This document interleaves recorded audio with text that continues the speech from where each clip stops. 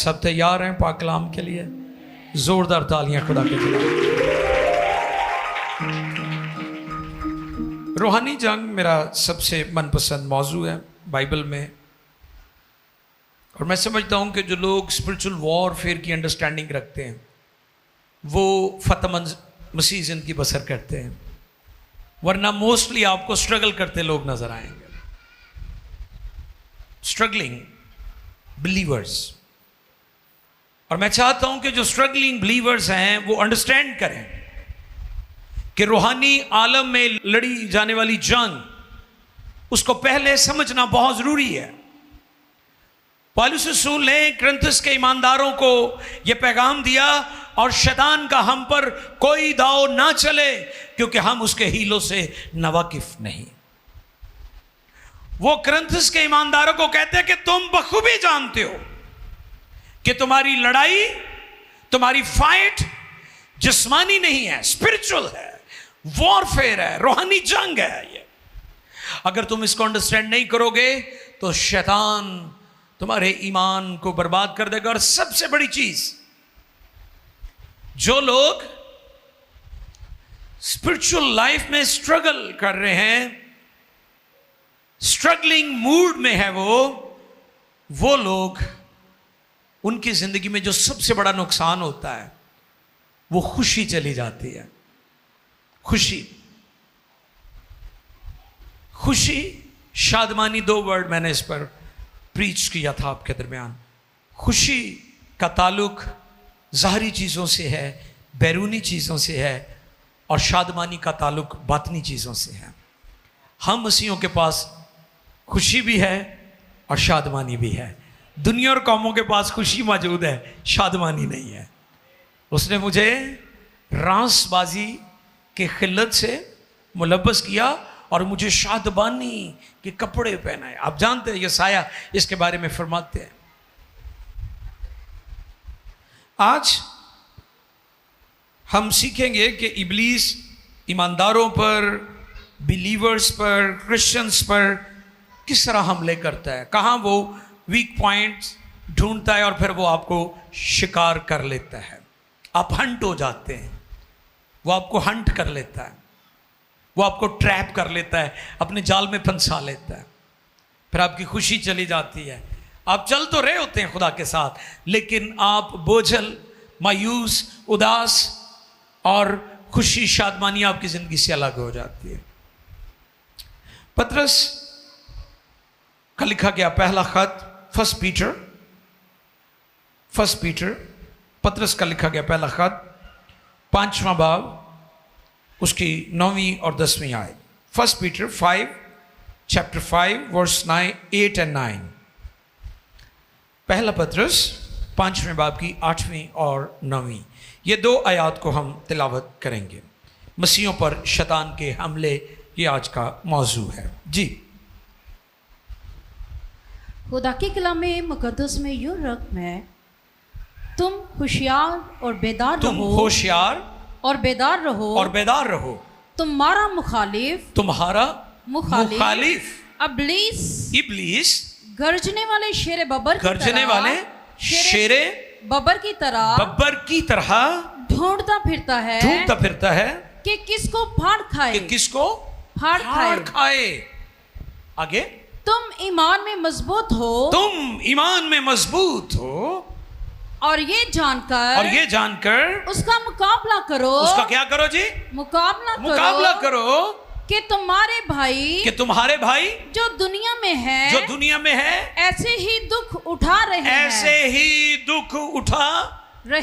रहे हैं।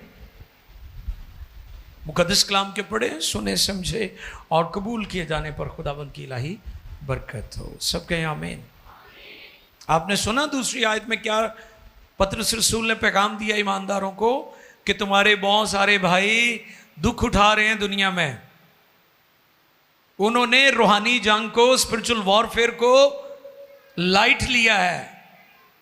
कईयों ने तो बहुत ज्यादा शैतान, बदरुओं और इब्लीस को अपने ऊपर सवार किया हुआ है। कईयों ने बिल्कुल कह दिया कि साडा कुछ भी नहीं बिगाड़ सकता, वो साडे लागे भी नहीं लग सकता। कई एवें भी कहते हैं कि जी वो साडा की बिगाड़ सकता है। लेकिन यहां पर रसूल ने यह बात कही है कि तुम खबरदार होशियार रहो, तुम्हारा मुखालिफ इब्लीस शेर बबर की तरह क्या करता है, धाड़ता फिरता है। और यहां मजे की बात यह है कि वो असली शेर नहीं है, नकली शेर है, शेर बबर की तरह, शेर नहीं है की तरह। यानी ये शर्जील साहब हैं, ये शर्जील साहब की तरह है, शर्जील नहीं है। ये राजू है, ये अदनान है, ये एस्टर है, ये खालिद है, उनकी तरह है। आप याद रखें, कई लोगों की रिजेंबलेंस होती लेकिन वो होते नहीं है। जिन लोगों ने इब्लीस को बहुत ज्यादा हवा बनाया, मैं उनके लिए ये बात कर रहा हूं। यीशु मसीह ने सलीब पर उसका बरमला तमाशा बनाया है। हालेलुया। और आपको पता बरमला तमाशा किसे कहते हैं? जब कोई फौज किसी मुल्क के साथ जंग के बाद जीतती थी तो उनके फौजियों को असीर बना लेती, उन्हें बेड़ियां लगाकर, हथकड़ियां लगाकर उस शहर की मेन शाहराह पर परेड करते थे। और जब वो चलते जाते थे तो अपने पांव से धूल उड़ाते थे। धूल उड़ती थी और उनके ऊपर पड़ती थी जिनको उन्होंने असीर किया हुआ होता था, और इसे कहते थे बरमला तमाशा। यही काम यीशु मसीह ने सलीब पर शैतान के साथ किया है, उसका बरमला तमाशा बनाया, उसे नुकेल डाली है। अच्छा, उसके सर को तो कुचल दिया है लेकिन दो महल्ले भी हिलान दिया है। तुसी सप दे सिर नूं कुचल दो, वो की करेगा? तो किरली भी ओदी रिश्तेदार ही है सप दी है। आप छिपकली को, लिजर्ड को मार भी देंगे फिर भी उसकी दुम हिलती रहेगी, रिश्तेदार जो आओ। आप याद रखें, यीशु मसीह ने उसका पूरा हशर किया सलीब पर। अब वो आपको क्या करता है? धोखा देता है कि मैं हल्ले भी कुछ है वहां, और आप जब उसके चुंगल में आ जाते हैं फिर वो आपके साथ बुरी हरकतें करता है। अगर शैतान का मुकाबला नहीं करेंगे तो हालात खराब हो जाएंगे और वो आसानी से हमें खुदा की हुक्म अदूली के लिए उकसाएगा। इब्लीस खुदा के हर सच्चे फरजान पर हमला करता है। सुन ले, हर सच्चे फरजान पर, बेटियां हों बेटे हों, उन पर क्या करता है? हमला करता है। आप भी इस असूल से मुस्तस्ना नहीं है। यानी कोई ये ना कहे कि मैं बहुत ज्यादा स्ट्रांग ईमानदार हूं इसलिए शैतान मेरे पे हमला। मैंने पिछले दिनों भी इसके बारे में बताया था कि इब्लीस उन पर भी हमला करता है, उनको भी मारता है जो खुदा के हैं, वो उनको भी मारता है जो उसके अपने हैं। लोग ज़ियारतों के लिए देखें जाते हैं रस्ते जी जनाब, किते तोदा डिग पैंदा है, किते बर्फानी तोदा डिग पैंदा है, कोई एक्सीडेंट में मर जाता है। अब देखें, जो लोग इब्लीस को मानते, उसकी पूजा पाठ करते, वो उनको भी कुचल देता है। ये उसकी फितरत है, ये उसकी नेचर है। और यीशु ने ये बात कही थी, चोर नहीं आता मगर चुराने, मार डालने, हलाक करने। आपको पता है चोर तो लूटते हैं और लूट कर चले जाते हैं, लेकिन इब्लीस ऐसा चोर है, चुराता भी है, मारता भी है और हलाक भी करता है। आप में से कोई इस असूल से मुस्तस्ना नहीं है। बस खुदा के ताबे हो जाओ और इब्लीस का मुकाबला करो, वो तुमसे भाग जाएगा। मुकाबला करना कि मानी हमला को रोकना है, डिफेंड करना। एक और मैंने मैसेज तैयार किया है कि खुदा हमें अपने आप को महफूज करने के लिए भी इस्तेमाल करता है समटाइम्स। जैसे दाऊद, उसकी भेड़ अगर रिच, मुझे तजुर्बा हुआ रीच, मैंने अलास्का में ऐसे ही घूमते फिरते हैं। अलास्का अमेरिका की वो स्टेट है जहां पर चंद एक घंटों के लिए रात होती है, ज़्यादातर दिन रहता है वहां पर। और वहां पर ज़्यादातर लोग पायलट हैं क्योंकि बर्फ़ बहुत ज़्यादा होती है, ज़्यादातर लोग जहाज़ों पर सफ़र करते हैं। और मुझे भी वहां पर जहाज़ उड़ाने का एक्सपीरियंस हुआ है अलास्का में। वहां पर जिस जगह मैं ठहरा हुआ था, मेरे कमरे की जो विंडो थी वो बहुत बड़ी थी, शीशे की। तो वो रात के 12 बजे हुए थे, तो जनाब पूरी फैमिली आ गई, भुखे सन पिछे जंगल से। तो वो आके पंजे मारन। हूँ मैं पाकिस्तान ही सकती, तजर्बा ही नहीं होया, मैं तो फिर दुआ ही ठहर सकता सी, और तो कोई काम नहीं हो सकता। तो मैं देख रहा, तो करीब से मुझे उसका एक्सपीरियंस हुआ। पूरी फैमिली थी, 4-5 लोग थे, बड़े बड़े। आपको पता है दाऊद अपनी भेड़ों को बचाने के लिए रीछों की परवाह भी नहीं करता था। रीछ की बॉडी पर फैट की लेयर्स होती हैं बहुत ज्यादा, चर्बी बहुत ज्यादा होती। वो जो किसी के उत्ते भी डिग पे ना, वो वैसे ही बंदा मर जाता है, इन्ना वो ताकतवर और इन्ना मजबूत होता है। लेकिन दाऊद अपनी भेड़ों को बचाने के लिए उसकी भी परवाह नहीं करता था, उसका भी मुकाबला करता था। तो इसलिए मैं आपको खबरदार करना चाहता हूं, शैतान इब्लीस आपके ऊपर हमला करेगा, लेकिन आपने अपना दिफा करना है, मुकाबला करना, कि मानी हमला को रोकना, डट जाना, और अगर ज़रूरत हो तो लड़ना। ये बहुत ज़रूरी है। होशियार रहो से मुराद होशो हवास कायम रखो, मुहाफिज संतरी की तरह। संतरी समझ दो, हम तो नहीं संतरी, इन्होंने कहते आजकल बड़े डिसेंट वर्ड आ गए ने, पुलिसमैन, सिपाही। वो रात को जागते हैं। अक्सर आपने देखा कि बहुत सारे पुलिस वालों को इसलिए भी सस्पेंड कर दिया जाता है कि वो सो रहे होते हैं। तो आप याद रखें कि हमने होशियार रहना है, संतरी की तरह, जिसे गवर्नमेंट ने ड्यूटी दी है कि तूने जागना है, बेदार रहना है। शैतान झूठा है और भेस बदल कर धोखा देने की कोशिश करता है। गर्जने वाले शेरे बब्बर की तरह, या नूरानी फरिश्ता भी बन जाता है। क्या हो जाता है? हाँ जी बताएं मुझे। आजकल बहुत ज्यादा, चूंकि ये दौरा फ्रेब है, डिसीव लोग हो रहे हैं। बहुत सारे ऐसे नाम नहाद झूठे ग्रुप, प्रेयर ग्रुप्स बने हुए हैं जी, वो जी प्रेयर वॉरियर्स बने हुए हैं, वो ऑनलाइन मीटिंग करते हैं, वो फिर पता नहीं क्या क्या लोगों को कड़ियाँ कड़ियाँ कहानियाँ सुनाते हैं। लेकिन मैं आपको आज शाम ये पैगाम देना चाहता हूं, अपनी आंखें खोल कर रखो, क्योंकि इब्लीस अपने आप को नूरानी फरिश्तों का हम शक्ल भी बना लेता है, वो रूप धार लेता है, वो एक्टिंग करता है, वो बेरूपी है, वो तरह तरह के रूप धार कर आपकी जिंदगी में एंटर होता है, या आपकी जिंदगी में गलत तालीम का बीज बो देता है। और फिर आप जब उस कड़वे बीज को अपने अंदर ले लेते हैं, तो बिल आखिर वो बीज एक दिन फलदार हो जाता है। इसलिए आपने होशियार रहना है।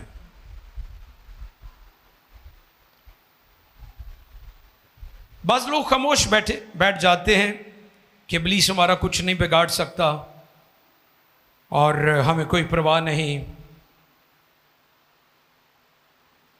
और फिर वो नुकसान उठाते हैं। जल्दी जल्दी हम देखेंगे कि इब्लीस किस तरह से मसीहों पर हमले करता है। पहला हमला, आजकल बहुत सारे लोग मुझसे दुआ करवा रहे हैं कि जी हमें रात को नींद नहीं आती। मुझे नहीं पता आप में से कौन कौन है जिसको नींद का प्रॉब्लम है कि आप सो नहीं सकते। आपको पता है नींद खुदा की बहुत बड़ी ब्लेसिंग है। सब मानते हैं इस बात को? दिखाओ जरा हाथ। फिर मैं तो ये भी पूछना सौंदे कितने बजे हो। यही तो नहीं ना भी खुदा दी नेमत है, तो टीवी तो ताड़ी नज़र ही नहीं हटती, या मोबाइल तो ताड़ी नज़र ना हटे, तो रात ही जागते रहो बिला वजह बिला मकसद। चलें कोई ड्यूटी कर रहा है, कोई किसी जॉब पर है, ये एक फर्क बात है। बेखाबी, नींद का ना आना शैतान का बहुत बड़ा हमला है। क्योंकि इब्लीस क्या करता है, वो हमें जगाने की कोशिश करता है कि हम जागे। और जब आप रात को जागेंगे या देर तक जागेंगे तो आपका अगला दिन खराब हो जाएगा, आपकी तबीयत बोझल हो जाएगी, आपका सर दर्द करेगा, आपका चेहरा मायूस और थका थका नजर आएगा, फ्रेशनेस नहीं होगी। आपकी बॉडी में जो खुदा ने नींद के जरिए से चीजें रिसाइकल होती हैं, जो सर्कल है खुदा का, ताकि आप अगले दिन के लिए फिर से काम करने के लिए आपकी बॉडी, आपके पट्टे, आपकी एनर्जी जो है वो आपको मिल जाए। इब्लीस उस पर अटैक कर देता है और फिर अगला दिन आपका खराब हो जाता है। और जिनकी जिंदगी में ये सिलसिला चलता रहता है, इससे मुराद ये है कि शैतान मुसलसल उन पर हमला कर रहा है, वो अंडर अटैक है। मैं जब इंटरनेशनल ट्रैवल करता हूं तो मैं जहाज में बैठते ही सो जाता हूं। बहुत सारे लोग मुझे फिर पूछते हैं ट्रैवलिंग के दौरान, क्या आप बैठे बैठे ही सो गए? मैंने कहा ये खुदा की बहुत बड़ी बरकत है, क्योंकि सफ़र के दौरान अगर किसी को नींद नहीं आती तो उसका सफ़र उसे बहुत लंबा लगेगा, बहुत ज़्यादा थका देने वाला सफ़र लगेगा, बोझ लगेगा। लेकिन अगर आप ट्रैवल के दौरान सो जाते हैं तो आप समझें कि खुदा ने आपकी बॉडी को रिलैक्स करने के लिए आपके सफ़र में भी आपकी मदद की है। मैं आज शाम ये पैगाम आपको देना चाहता हूं कि अगर इब्लीस ने आपकी लाइफ में बेखाबी यानी नींद का ना आना, ये तीर आपके ऊपर चलाया है, तो इसके लिए भी खबरदार हो जाएं। वक्त पर सोया करें, 7 से 8 घंटे या 9 घंटे एटलीस्ट आपको अपनी नींद पूरी करनी चाहिए। मुझे अक्सर लोग कॉल करते हैं सुबह 8-9 बजे, भाई साहब तुहानू सुत्तियां पे तो नहीं तंग किया? मैं कहनी नहीं, मैं मजदूर बंदा, मैं टाइम ना ही उठ जाना, क्योंकि मैं रात को टाइम ना सोना। तो आपसे भी मेरी दरख्वास्त है कि अगर आप जॉब नहीं करते या कोई मजबूरी नहीं है आपकी, तो प्लीज़ टाइम से सोने की कोशिश करें ताकि आपकी सेहत अच्छी हो। क्योंकि एक सेहतमंद शख्स जो है सेहतमंद सोच का मालिक है वो। अगर आपकी सेहत ठीक नहीं तो फिर सोचें भी उसी तरह की होंगी आपकी। दूसरा इब्लीस का हमला, जिम्मेदारियों का दबाव। अब अक्सर लोग देखें कि आपको अफरा तफरी, प्रेशर में, दबाव में नजर आएंगे और स्ट्रेस होगा उनकी लाइफ में। अच्छा, ये लफ्ज आजकल बहुत ज्यादा चल रहा है, स्ट्रेस, एंजाइटी, डिप्रेशन। लोग कहते हैं जी वो पादरी साहब मेरी लाइफ में एंजाइटी बड़ी आ गई है, डिप्रेशन बड़ा आ गया है। ये दूसरा हमला है। पहला हमला कि आप सो नहीं सकते, आपको नींद नहीं आती, बेखाबी है आपकी लाइफ में। अगर आप सोते हैं तो खुदा की बहुत बड़ी बरकत है आपके पास। अगर आप 7, 8, 9 घंटे आराम करते हैं तो खुदा की बरकत आपके साथ है। और अगर आप बेखाबी का शिकार हैं, आपकी ख्वाबगाह पर शैतान, इब्लीस, बदरूहों ने कब्जा किया है, बैड ड्रीम्स, बुरी सोचे, बुरे ख्यालात, खौफनाक ख्यालात, बदरू हैं, बुरे बुरे चेहरे नजर आते हैं, तो फिर आप उसके हमले का शिकार हो चुके हैं। आपको दुआ की, आपको डिलीवरेंस की जरूरत है। जिम्मेदारी का दबाव। जो लोग शैतान के इस हमले का शिकार हैं उनकी लाइफ में चिड़चिड़ापन बहुत होता है कि वड वड पैना अगले बंदे तो क्या टुट टुट पैंदे ने कई।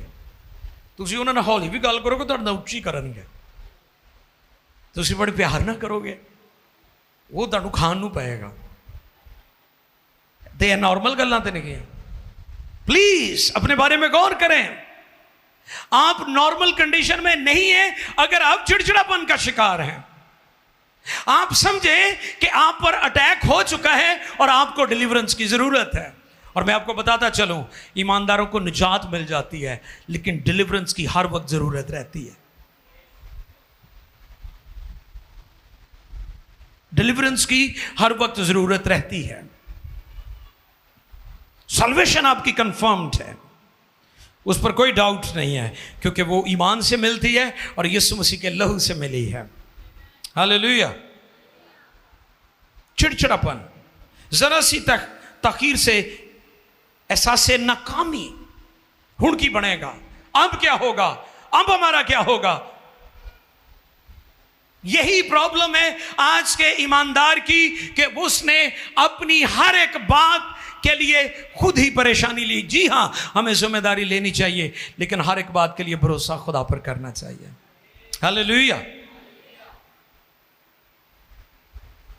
एहसास नाकामी, ट्रैफिक में जा रहे हैं, उथे बड़े परेशान हो जाते हैं कि ओ तो बड़ी ट्रैफिक है, की बनेगा। मेहमान घर आ गए ने, ओ दस्यों बगैर आ गए ने, ओ इन्हें रोटी खुआनी पेगी, ओ कितों आएगी, की बनेगा। ये नामुनासिब रवैये हैं। आपको खुले दिल का मालिक होना चाहिए, आपको लोगों को कबूल करना चाहिए, आपको मेहमान नवाज होना चाहिए, मुसाफिर परवर होना चाहिए। आपको, आप मुसाफिरों का ख्याल रखने वाले हो। अहले यहूद जब फसल बोते थे, बागात लगाते थे, तो मुसाफिरों के दरख्त रखे होते थे उन्होंने। आपको पता है यीशु मसीह ने जिस पर लानत की थी, जिस दरख्त पर, हाँ जी, क्यों की थी? इंजीर के दरख्त पर क्यों की थी? हाँ, उसमें एक तो ये लिखना कि हालांकि फल का मौसम भी नहीं था।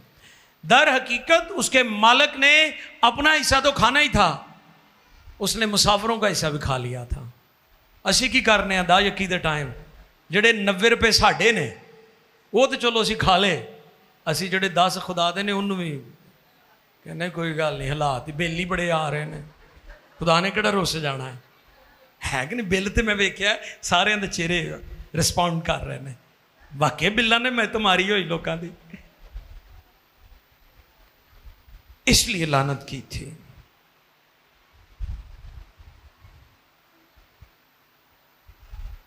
वो अकल मौफ कर देता है, ज़हन नहीं काम करता। कई लोगों का तुसीं कहो किड्डा वड्डा सिर हुंदा है,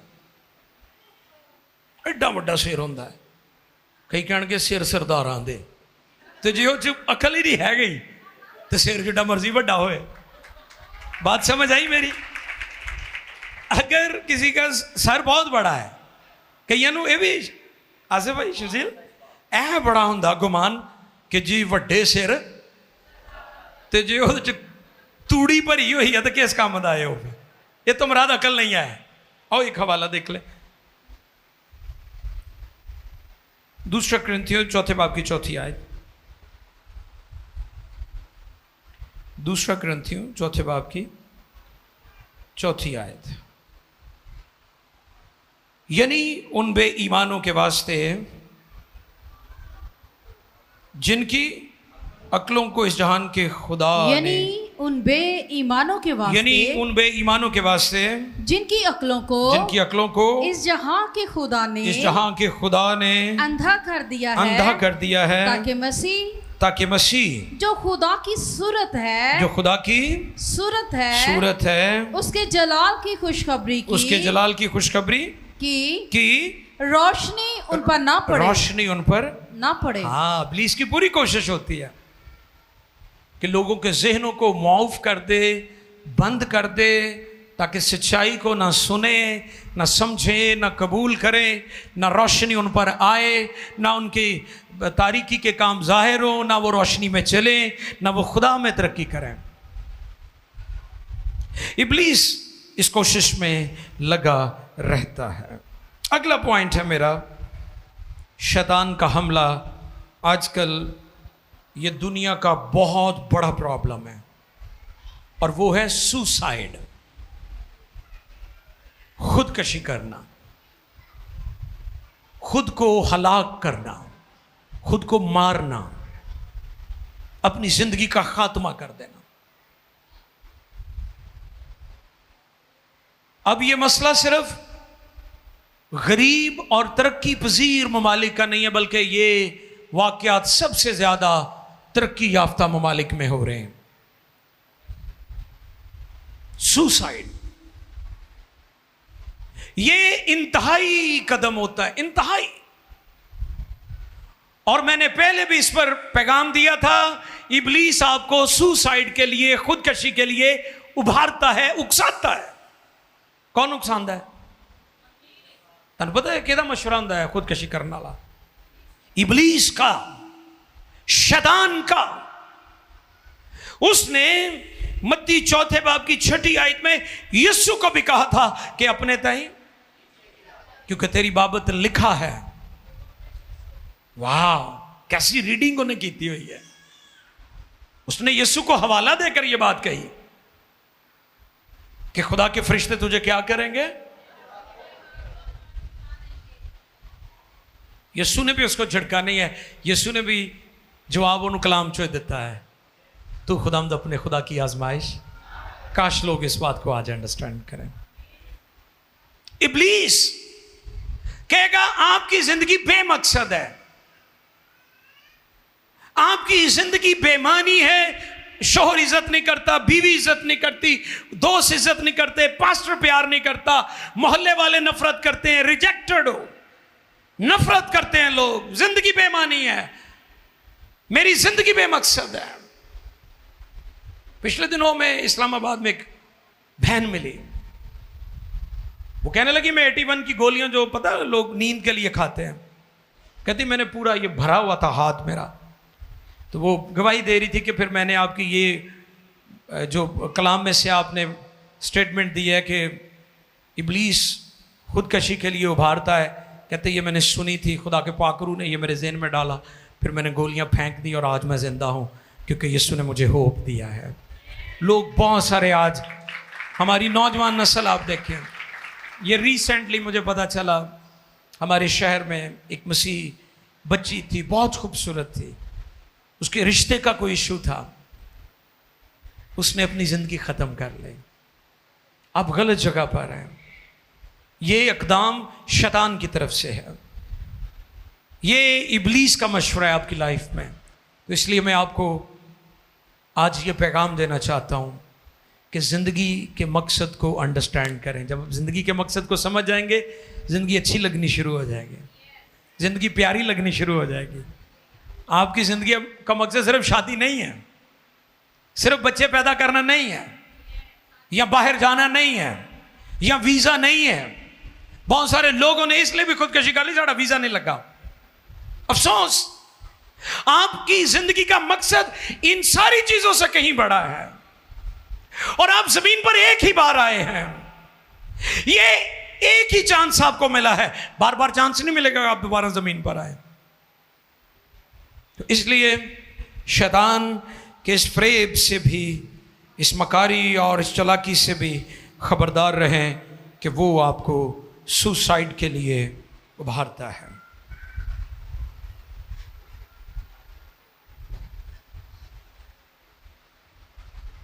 तबीयत का वक्ती मलान, मूड,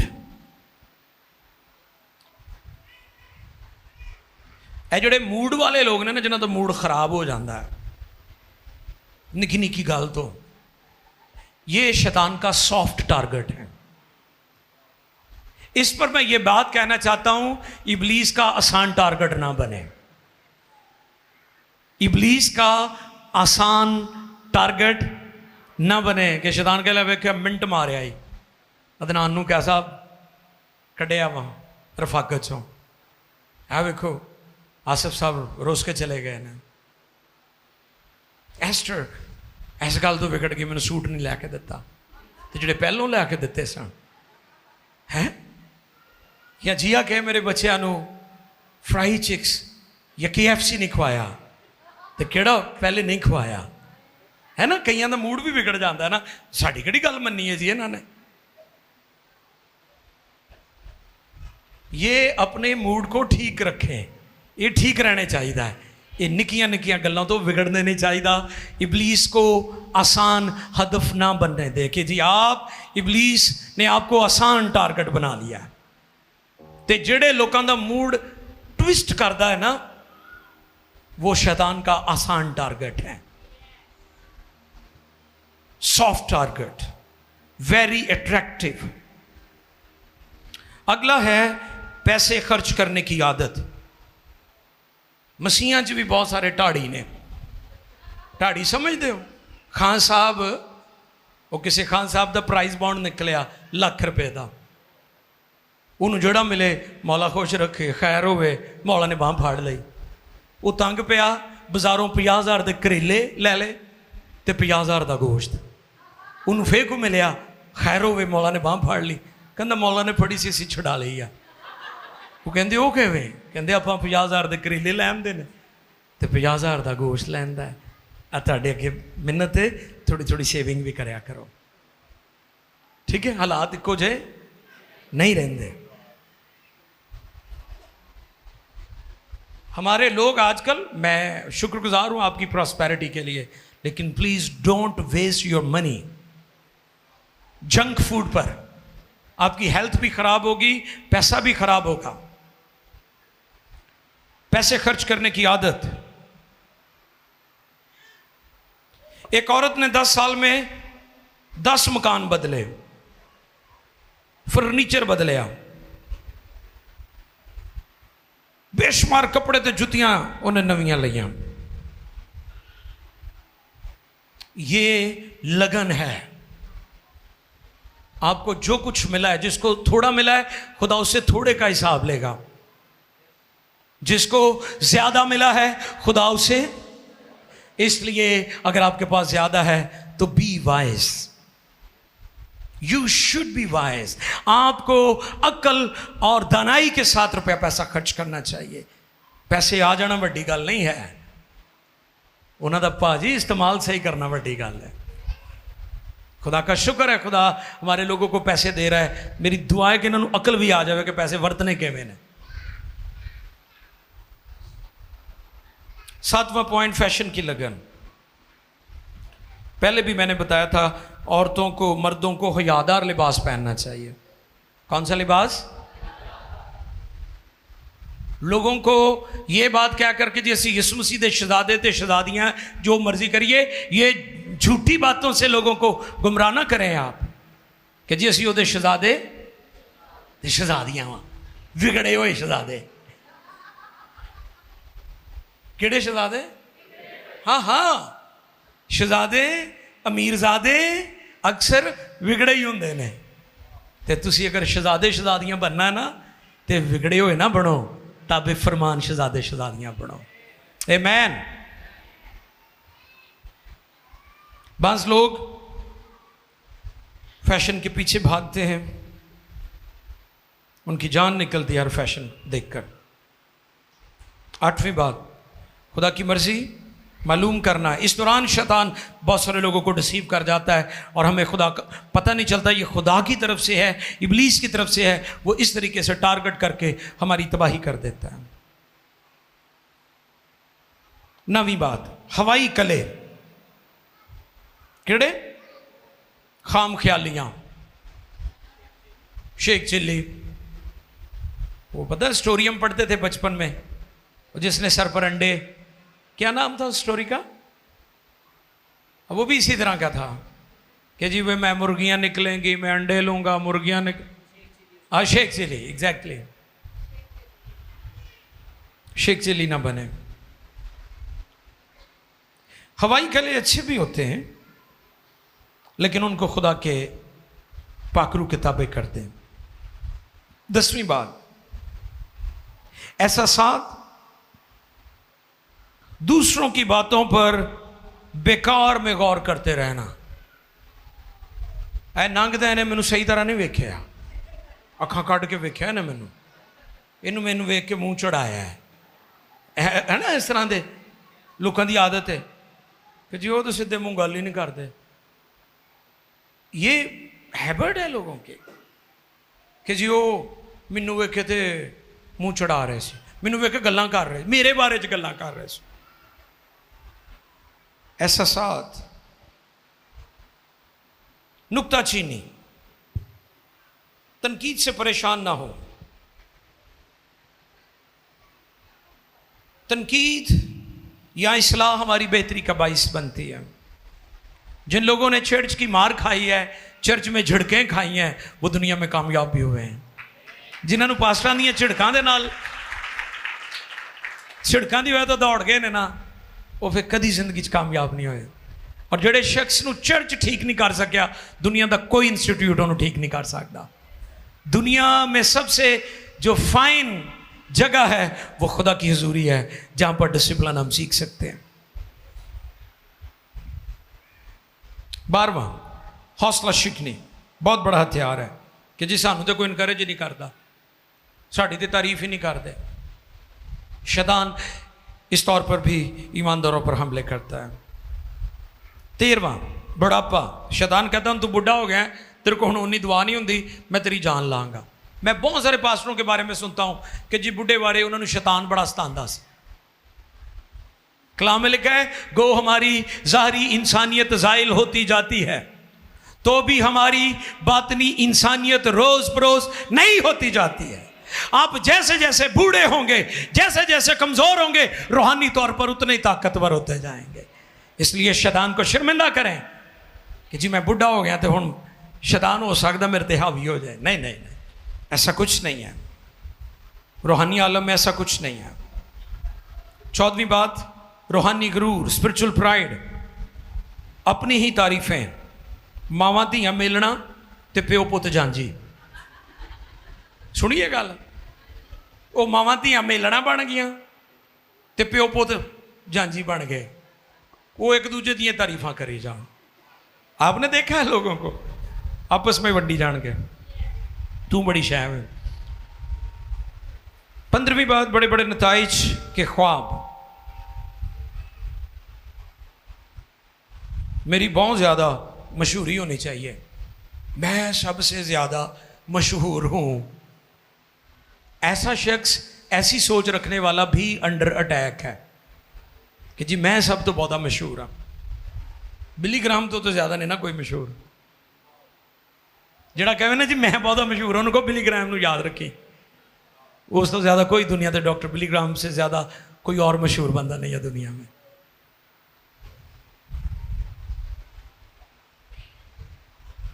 और फिर हमें तरीका भी बताया गया है।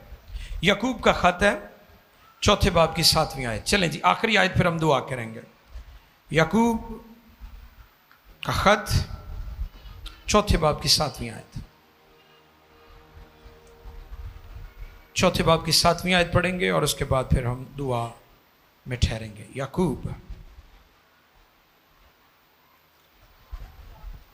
बस खुदा के ताबिया हो जाओ। हाँ जी, बस खुदा के ताबिया हो जाओ और इब्लीस का मुकाबला करो। किसका मुकाबला करो? इब्लीस का मुकाबला इब्लीस का मुकाबला करो तो वो तुमसे भाग जाएगा। तो वो तुमसे भाग जाएगा। आओ झुके।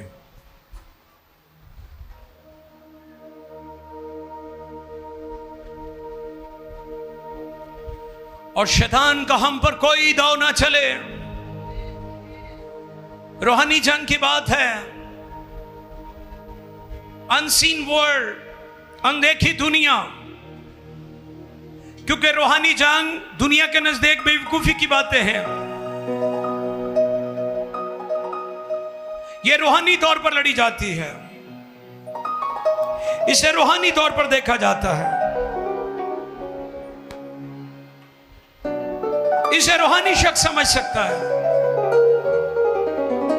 मेरी बहनों, मेरे भाइयों, आओ झुके, अपने हाथों को बुलंद करें। इससे पेशतर हम बीमारों के लिए दुआ करें। सुने गौर से, हम कुछ वक्त दुआ करेंगे। मुझे नहीं पता कि आप में से आज का जो पैगाम है उसमें से कौन सी बात आपके लिए खुदा ने की है, लेकिन ये मुझे पता है कि खुदा ने आप में से सबके साथ कलाम किया है। कौन सी बात किसके लिए है ये आप जानते हैं। जो मैं जानता हूं वो ये है कि खुदा हम सबके साथ हम कलाम हुआ। हम जहां हैं, हम पास्टर हैं, हम मुबश्शिर हैं, या आप बिशप हैं, या आप एसोसिएट पास्टर हैं, या आप एल्डर हैं, डीकन हैं, लेमैन हैं, आप प्रस्तार हैं, आप म्यूजिशियन हैं, आप साउंड ऑपरेटर हैं, आप मीडिया वाले हैं, आप संडे स्कूल टीचर हैं, आप यूथ लीडर हैं, आप लोगों की मदद करते हैं, आप डीकन हैं, आप खैराती कामों में हिस्सा लेते हैं। लेकिन मैं आज शाम ये पैगाम आपको दे रहा हूं कि आज के पैगाम में से हम सब के लिए कुछ ना कुछ था। वो बात जो खुदा ने आपके साथ की है उसे अपनी लाइफ में ले लें और कहें thank you lord, you spoke to me. तू मेरे साथ हम कलाम हुआ है, तूने बात की है मेरे साथ, तूने मेरे साथ गुफ्तगू की है। अब घुटनों के बल हो सकते हैं, हाथ उठा सकते हैं, बैठे बैठे दुआ कर सकते हैं। मैं चाहता हूं कि जब आप यहां से जाएं, नेवर बी द सेम। आप पहले जैसे ना हो।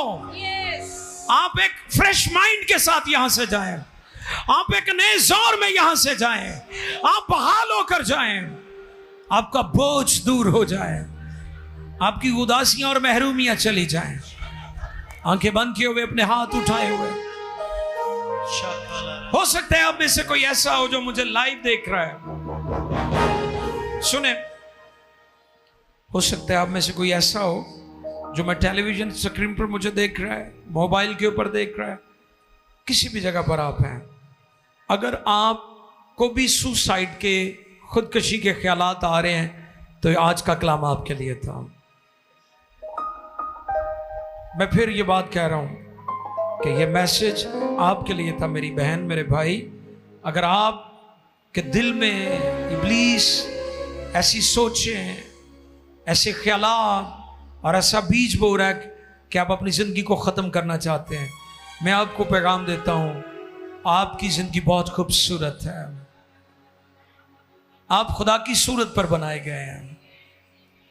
अगर रिजेक्शन है आपकी लाइफ में, मैं इनकरेज करता हूं आपको कि आपकी जो शबीह है, आपकी जो तस्वीर है, आपके जो फीचर्स हैं, खुदा ने अपनी शबीह पर आपको बनाया है।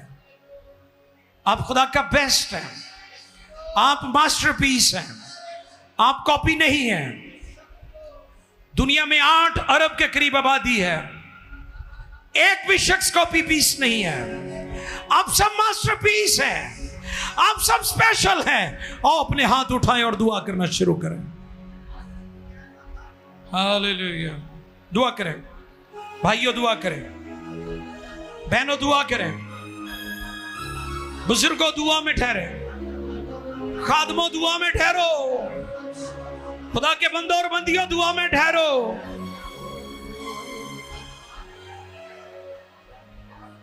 आप जो कुछ भी, आपकी जो भी हैसियत है, we love you, we respect you, but दुआ में ठहरो, दुआ में ठहरो। आज शाम कैंसिल होंगे आपकी जिंदगी में जो शैतान के मंसूबे हैं। आज आप हकीकी आजादी को एक्सपीरियंस करेंगे, आप डिलीवरेंस को एक्सपीरियंस करेंगे यीशु के नाम में।